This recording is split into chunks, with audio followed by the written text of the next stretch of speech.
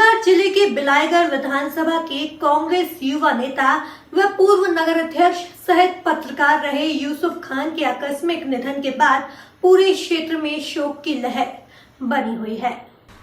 आपको बता दें कि विगत 2 वर्ष से यूसुफ के सीने में दर्द था, जिसका इलाज लगातार चल रहा था। अचानक तबीयत खराब होने के बाद यूसुफ को बिलाईगढ़ के निजी हॉस्पिटल में भर्ती कराया गया, जहां से इलाज हेतु 28 अगस्त को रायपुर ले जाया गया था।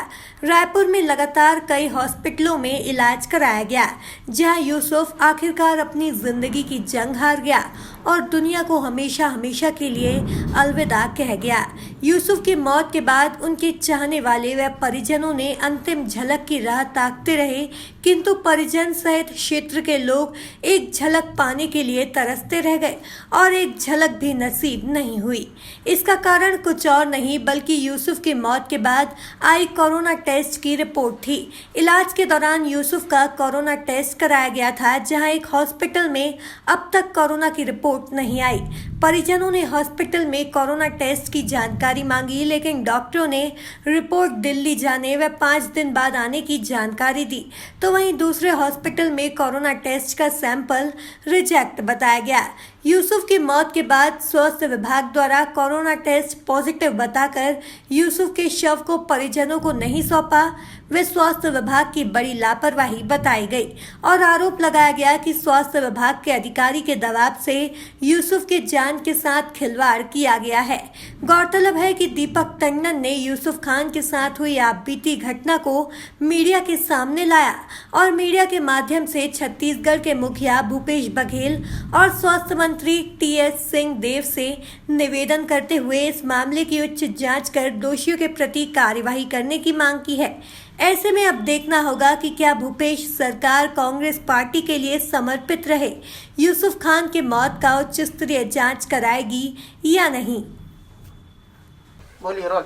मेरे लड़के के साथ जो भी अत्याचार हुआ है, क्योंकि वो जो गया उसके बाद हम लोगों को रिपोर्ट नहीं आया। रिपोर्ट आएगा कि हम लोगों को जाने नहीं दिया और हम लोग गए थे, उसके बाद हम लोग को मिलने नहीं दिया गया और हम लोग फौरन आ गए घर। ऐसे में क्या चाह रहे हैं आप जी? क्या चाह रहे हैं आप ऐसे में? मैं क्या चाहता हूँ, अपनी जांच होनी चाहिए, जो निष्पक्ष जांच हो, जो लापरवाही किया गया उसका जांच होना चाहिए, क्योंकि हमको जी हम जानना चाहेंगे एक्चुअल में यूसुफ खान के साथ में क्या हुआ था और प्रॉब्लम क्या थी। माननीय यूसुफ खान जी को सर्वप्रथम हार्ट में प्रॉब्लम था, माफ़ी चाहता हूँ, हार्ट में चेस्ट में प्रॉब्लम था, चेस्ट पेन का। उसका निरंतर इलाज चल रहा था पिछले 2 साल से। उसके बाद कुछ दिन पहले बिलाईगढ़ के निजी अस्पताल में उनको भर्ती कराया गया।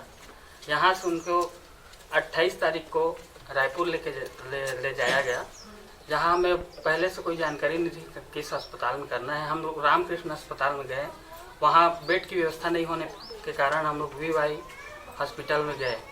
वीवाई अस्पताल में 2 या 3 घंटे तक रुके थे, वहाँ के इलाज कुछ समझ नहीं आया। उसके बाद उनके भाई फरीद खान और मैं दीपक टंडन उनको लेके दूसरे जगह अस्पताल में शिफ्ट कराए।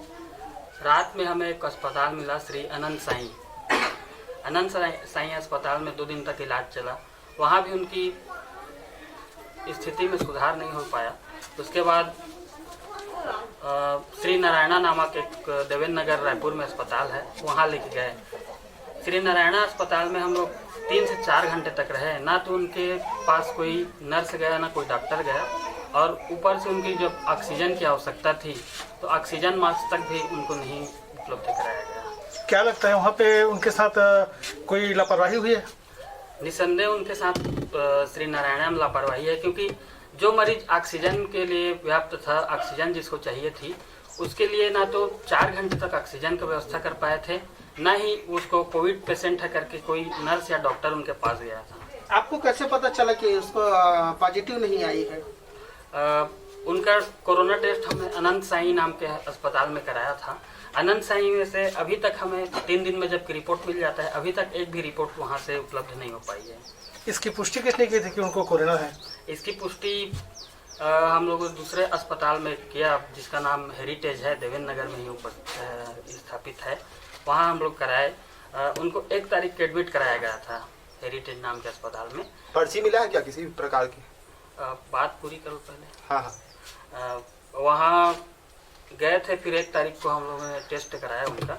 टेस्ट कराया तो उसके बाद डॉक्टरों का कहना था, डॉक्टर R.K. पटेल और वहाँ की स्टाफ का कहना था कि रिपोर्ट 3 से 4 दिन में आ जाएगा। हम लोगों ने दिल्ली कोर्ट जो हॉस्पिटल वहाँ भेजा है, 3-4 दिन में आएगा। तो हम लोग लगा उसी के इंतज़ार में थे और इंतज़ार करते करते फिर अभी तक कोई पर्ची हमें प्राप्त नहीं हो पाई थी वहाँ से। क्या लगता है अभी क्या जिस समय उनका इलाज चल रहा था तो लगभग कितने हॉस्पिटल चेंज हुआ होगा?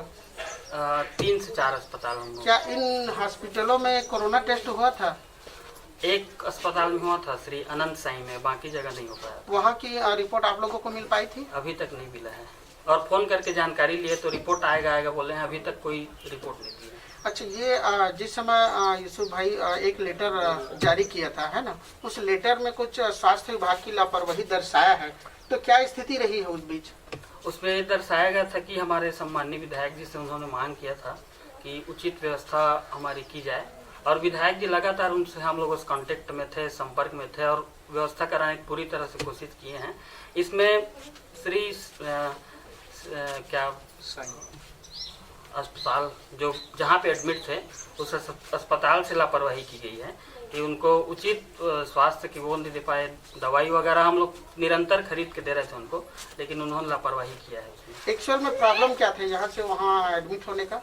यहाँ से चेस्ट में पेन था, सीने में दर्द था उनका। हॉस्पिटल चेंज करने का कारण क्या था? अलग अलग हॉस्पिटल श्री अनंत साई में रिकवर नहीं हो पाया, 2 दिन तक हम लोगों ने देखा। VY में भी वही हाल था कि 2-3 घंटे थे लेकिन कुछ सुधार नहीं हुआ। VY में जब गए तब स्थिति सामान्य थी, इतनी ज़्यादा नहीं थी, लेकिन वहाँ भी कोई उचित इलाज नहीं हो पाया, इसलिए अस्पताल बदला गया। आप लोग क्या चाह रहे हैं, क्या कहना चाह रहे हैं? जो भी इनके साथ हुआ है, घटना हुआ है, एक तरह से कहना चाहिए हत्या हुआ है, इसकी जांच हो, उच्च स्तरीय जांच हो। प्रदेश के मुखिया से मांग करते हैं, सम्माननीय भूपेश बघेल जी से, स्वास्थ्य मंत्री TS बाबा से मांग करते हैं कि वो इस हत्या की जांच कराएं और इन अस्पतालों की जो लापरवाही है उस पर सख्ती बरतें। और एक बात कहना चाहता हूँ, जो अस्पताल आखिरी में जहाँ एडमिट थे उस अस्पताल ने अभी तक कोई ऐसा रिपोर्ट नहीं दिया है जिससे कोरोना का पुष्टि होता हो, परंतु रैपिड टेस्ट हुआ था, जो टेस्ट होता है जो 2-3 घंटे में आ जाता है, उस टेस्ट के आधार को इन्होंने मान्य करते हुए जिला प्रशासन को अवगत कराया। जिला प्रशासन के डॉक्टर चिकित्सा अधिकारी ने उसी के आधार पर पुष्टि की है, जबकि उसको कोई भी अस्पताल या शासन मान्य नहीं करता है।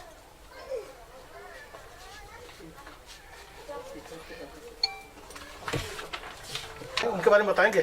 जी, एक तो रैपिड टेस्ट हुआ था, उसका रिपोर्ट तत्काल मिल गया था, जिसमें उन्होंने पुष्टि करके दे दी कि वो पॉजिटिव है। उसके बाद हमारे पास एक और रिपोर्ट आया है जिसमें सैंपल रिजेक्टेड लिखाया है, और उससे पहले सम्माननीय TS बाबा जी के तरफ से एक तो वो आता है जो प्रशासन को अवगत कराया जाता है, केंद्र में भेजा जाता है रिपोर्ट, उसमें भी माननीय यूसुफ खान जी का नाम नहीं था। क्या लगता है आपको, कहीं कहीं लापरवाही हुई है? निसंदेह इसमें लापरवाही हुई है, जबरदस्ती कहीं न कहीं से इनको हॉस्पिटल अपने बचाव के लिए कोरोना पॉजिटिव घोषित करके इनको बाहर किया गया है। मैं मोहम्मद शरीफ अंसारी, जो बिलाईगढ़ में ही रहता हूँ, बस स्टैंड में मेरा दुकान है टायर का। मेरा उनसे भाई मतलब ऐसा तो कोई खूनी रिश्ता नहीं था, लेकिन मेरा खास मित्र हम लोग मेरे थे, वो हम लोग हर साल उठना बैठना एक साथ करते थे। सबसे पहली बात बताना चाह रहा हूँ कि वो इतना कमज़ोर आदमी नहीं थे कि छोटे मोटे कोई कारण से, कोई बीमारी से उनकी मौत हो जाए। हम लोग को दिक्कत यहाँ से है कि एक तो जब ये रिपोर्ट आया, इसमें जब सिंपल रिजेक्ट लिख दिया है, जब सिंपल रिजेक्ट हो गया तो आप ये बताइए कि जब सिंपल रिजेक्ट हो गया तो फिर कोरोना पॉजिटिव कैसे, मतलब उसमें कैसे साबित कर दिया हॉस्पिटल वाले कि हाँ ये कोरोना पॉजिटिव है ना। उसके बाद जब उनके मतलब ये हम लोग को इतना दुख है उसके कारण कि अगर ये कोरोना नहीं होता, मौत किसी भी हालत में हो तो उसकी जाँच की विषय थी, जाँच होता। कोरोना अगर नहीं होता तो उनकी अंतिम यात्रा हम लोग अच्छे तरीके से कर पाते, क्योंकि वो इस एरिया के एक स्थान थे। यह कांग्रेस पार्टी को बहुत बड़ा वो नेता थे, कांग्रेस पार्टी के पत्रकार बंधु जानते हैं उनके बारे में कि वो कैसे पत्रकारिता करते थे। वो कोई छोटी मोटी शख्सियत नहीं थी। उनकी अंतिम यात्रा हम लोग अपने तरीके से, अपने धर्म के तरीके से बढ़िया गुस्ल करा के उनका अंतिम यात्रा अच्छी सजा के निकाल सकते थे, जिससे हम लोग को पूरा रोक दिया गया। उसके बाद हमारे परिवार के, उनके परिवार को इतनी प्रताड़ित किया गया कि बार बार वो आते थे पूरे स्टाफ हॉस्पिटल के, और अधिकारी लोग बोलते थे इन लोगों को घर सील करो, इन लोग को हर आदमी को जाँच करो। अभी तक मोहल्ला में आज 4-5 दिन होने वाला, अभी तक पानी नहीं आ रहा है मोहल्ले में। क्यों? सिर्फ कोरोना के नाम से, कोरोना के नाम से कि कोरोना था इनको करके लोग भी होकर डर रहे हैं। और हम लोग यहाँ पानी की व्यवस्था नहीं है, इतनी खराब स्थिति है कि 4 दिन से तो लाइट भी नहीं है और पानी भी नहीं आ रही है। मतलब हम लोग अपने मान को क्या बताए इतनी हम लोग मतलब जलील हो रहे हैं। मतलब हमारा भाई इतना सबके लिए पूरे हर जगह के लिए काम किया, हर गरीब के लिए, हर आदमी के लिए काम किया। आज हम लोग उसके परिवार वाले इतने जूझ रहे हैं कि हम लोग का कोई मदद कहीं से नहीं मिल पा रहा है। समझिए हम लोग इस जांच से बिल्कुल संतुष्ट नहीं है। उनको कोरोना था ही नहीं, वो तो यहाँ से मामूली बुखार के नाम से गए थे, घर से वो चल के निकले थे और हॉस्पिटल जाने के बाद उनको जैसे जैसे वो हॉस्पिटल बढ़ते गए उनका स्थिति खराब होते गया। हर हॉस्पिटल यही बोला कि नहीं यहाँ मतलब ये है वो है। जिस दिन उनका डेट हुआ था उस दिन सुबह में भी वो खाना अपने हाथ से खाए थे, खिचड़ी खाए थे। शाम 4 बजे तक हम लोग खबर लेते थे तो 4 बजे तक वो ठीक थे। 4 बजे के बाद जैसे ही था हम ढलने लगा वैसी रिपोर्ट आने लगा कि थोड़ा सा नॉर्मल मतलब खराब होता जा रहा है, स्थिति और खराब होता जा रहा है। उसके बाद 1 बजे रात में 12 बजे के बाद हम लोग को रिपोर्ट मिलता है कि उनकी मृत्यु हो गई है।